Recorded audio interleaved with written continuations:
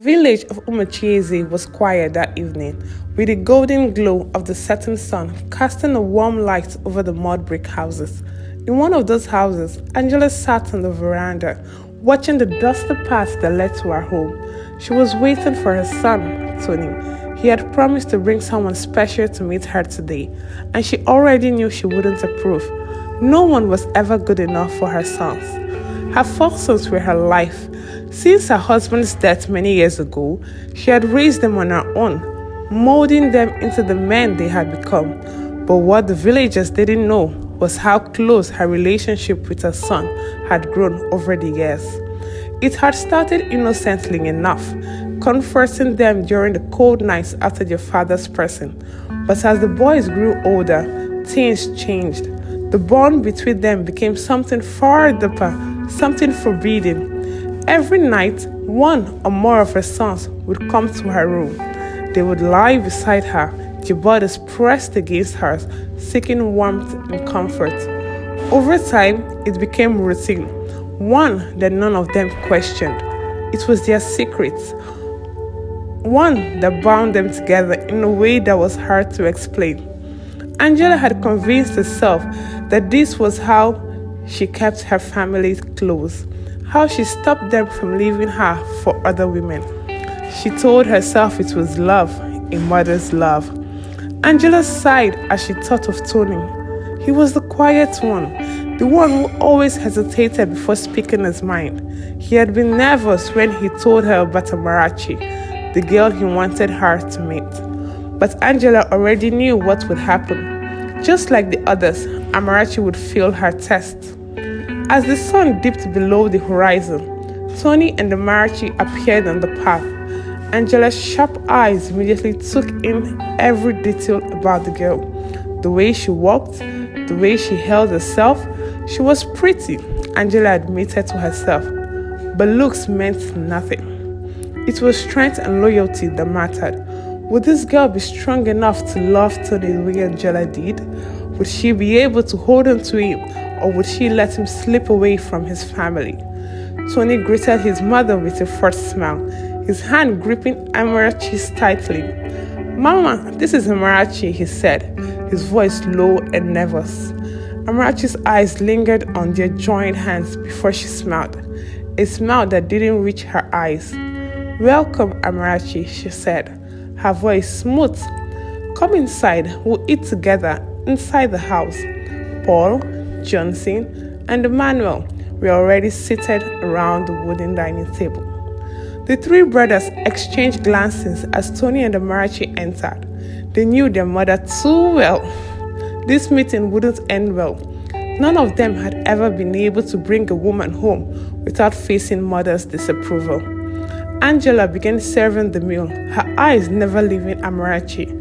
"So, Amarachi," she began, "what is it you do for a living?" Amarachi smiled nervously, trying to make a good impression. "I'm a teacher. I teach at the primary school." "A teacher," Angela repeated, her voice laced with skepticism. "Teaching is a good job, but do you think you can handle the responsibilities of being a wife? My son needs a woman who can support him, not one who spends her days with children." Amarachi's smile faltered, and Tony's hand tightened around hers. "Mama, Amarachi is strong. She's kind. I know she will be a good wife," he said, trying to defend her. But Angela wasn't listening.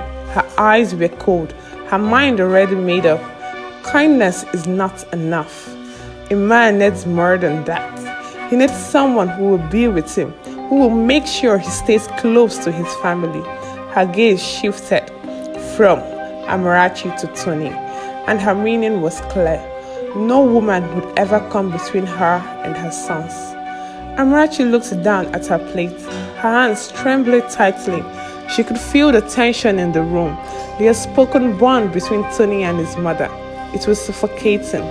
The meal continued in awkward silence, with Angela's subtle remarks cutting through any attempts at conversation. When they were done, Amarachi stood up, her face pale. "Thank you for the meal, but I think I should leave." Tony shot to his feet. panic rising in his chest. Amarachi, wait! But she was already at the door, her heart heavy with shame and disappointment. She had tried so hard to make a good impression, but it was clear that Tony's mother would never accept her. She rushed out of the house, tears stinging her eyes. Tony stood frozen for a moment before his anger boiled over. He turned to his mother, his voice shaking with frustration. Why do you always do this? Why can't you just let me be happy? Angela's expression didn't change.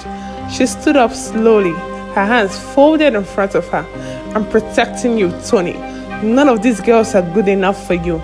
You belong here with your family. No one else understands you like I do. Tony's chest tightened as he heard the familiar words. It was the same thing she had always said, the same manipulation she used to keep him and his brothers close. His thoughts flashed back to the countless nights he had spent in her bed, his mother's arms wrapped around him, whispering how much she loved him, how much she needed him. But now, something was different. Tony had tasted freedom, had felt what it was like to be with someone who didn't control him, and he couldn't go back. No, Mama, he said quietly, his fist clenched at his sides. You are not protecting me, you're trapping me. Angela's eyes narrowed, her voice hardening. You don't understand, Tony. Everything I do is for you, for all of you. I'm the only one who will ever truly love you. Tony shook his head, his anger spilling over. This isn't love, this is control. He took a step forward, his voice rising. You're afraid of losing us. That's why you push away every woman we bring home. You want us all to yourself. Angela's face twisted with rage, but before she could respond, Tony pushed her. It wasn't a hard shove, but it was enough. Angela stumbled backward, her foot catching on the edge of the rug. She fell, her head striking the wooden table. Tony stared in horror at his mother's still form. His brothers rushed to her side, their faces pale with shock. Emmanuel checked her pulse, his hands trembling. She's dead, he whispered, his voice hollow. For a moment, none of them moved. The weight of what had just happened seemed too heavy to comprehend. We have to do something, Johnson said, his voice barely above a whisper. We can't just leave her here. Paul stood up, his face pale but determined. We'll tell the police it was an accident, that she tripped and hit her head. No one has to know the truth. Tony shook his head, his hands still trembling. But what if they don't believe us? They will, Paul said firmly. We just have to stick to the story. The brothers exchanged uneasy glances, knowing they had no choice but to go along with the plan. They couldn't let anyone know the truth, not about their mother's death, and certainly not about the twisted relationship they had shared with her for so many years. When the police arrived, found the brothers huddled around their mother's body, their faces pale with grief. Each of them told the same story, that Angela had tripped over the rug and hit her head on the table. Detective Henry, the lead investigator, listened carefully as the brothers recounted the events of that night. Something about their story didn't sit right with him, but there was no evidence to suggest otherwise.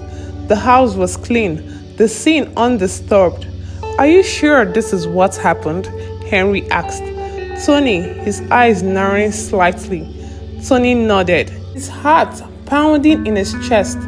Yes, sir, she tripped. He watched him for a moment longer before nodding. Without any solid proof, the detective had no choice but to accept their story. But as the brothers sat in the living room, waiting for the police to finish their investigation, they couldn't shake the feeling that something was wrong. They had gotten away with it, but the weight of their mother's death and the secrets they had buried with her hung heavy in the air.